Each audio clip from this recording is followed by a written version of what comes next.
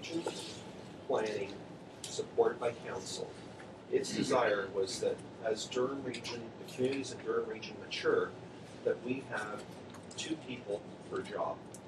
That was the what the end goal was in the plan. The province, and that's not an easily attainable task, by the way, but that was how we were basing going forward to 2031.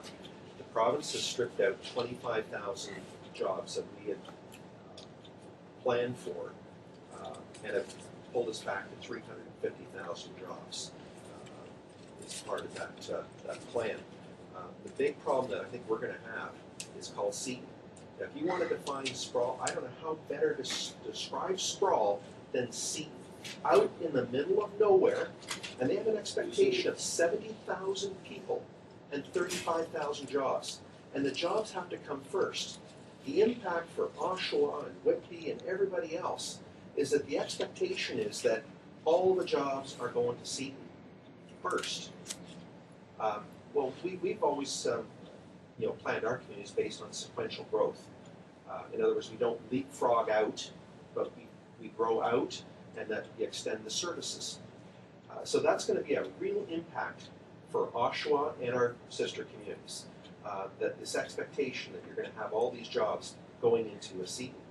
What's also interesting is that Pickering's done a preliminary analysis, and based on some of the floodplain mapping, which we just talked about, they think that about 55,000 people will be a reasonable number for Seaton, unless you're going to get into some pretty major densities to get yourself up to 70,000 people.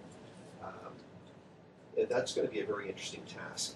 When you look at the employment that they expect to put into Seaton, they are going to do that at the detriment of their so-called urban growth center in downtown Pickering.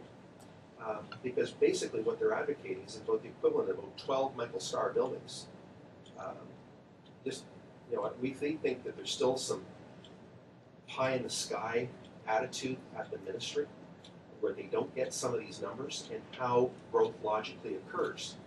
And so we think there's still a case that we have to be making to the province, and certainly I think the Oshawa has a role in that, as do our sister communities in the local level, because we're going to be very negatively impacted.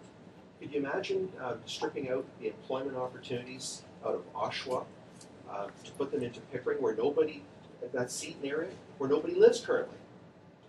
So we think that there's some real problems, except when you're dealing with the province of Ontario, it's no longer sprawl, because they own the land and they are the developer. Therefore, it's definitely not sprawl. Do we start to see that there's a problem here?